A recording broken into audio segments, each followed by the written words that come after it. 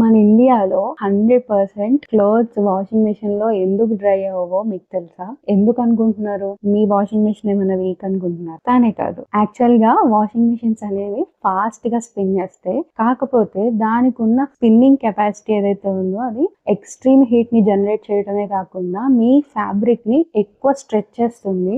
దానివల్ల ఫ్యాబ్రిక్ డ్యామేజే కాదు, మీ మోటార్ కి అండ్ డ్రమ్ కూడా డ్యామేజ్ అయ్యే ఛాన్సెస్ ఎక్కువ ఉన్నాయి. అందుకే కంపెనీస్ ఆర్పిఎం మీద సేఫ్ లిమిట్ అనేది మెయింటైన్ చేస్తూ ఉంటారు అనమాట.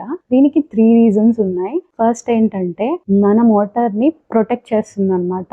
అంతేకాదు డ్రమ్ అనేది డ్యామేజ్ అవ్వకుండా ప్రివెంట్ చేస్తుంది. అండ్ ఇంకోటి ఏంటంటే ఆర్పిఎం అనేది హైగా ఉంటే మనకి ఎలక్ట్రిసిటీ బిల్ అనేది వాసిపోద్ది. సో అది కూడా మనకి సేవ్ అవుతుంది. మీరు అదర్ కంట్రీస్ లో 100% డ్రై అయ్యే వాషింగ్ మిషన్స్ చూసుంటారు. కాకపోతే మన ఇండియాలో ఫాస్ట్ స్పిన్నింగ్ బేస్ చేసుకొని వాషింగ్ మిషన్స్ అనేవి క్రియేట్ చేస్తారు. కానీ వేరే కంట్రీస్ లో అలా ఉండదు. వాళ్ళు హాట్ ఎయిర్ టెక్నాలజీ ఇట్లా డిఫరెంట్ మెథడ్స్ యూస్ చేసుకొని వాషింగ్ మిషన్స్ చేస్తారు. సో అది డిఫరెన్స్ అన్నమాట. సో దీన్ని బట్టి ఏమర్థమైందంటే మన వాషింగ్ మిషన్స్ అనేవి కాదు, కాకపోతే ఇది దాని వెనకాల ఉన్న సైన్స్ అన్నమాట. కానీ నేనైతే ఒకటి చెప్తాను, మనం పాతకాలంలో దండ మీద ఆరేసుకున్నంత ఉత్తమం ఏదీ లేదు. మరిన్ని వీడియోస్ కోసం సబ్స్క్రైబ్ టు అవర్ ఛానల్.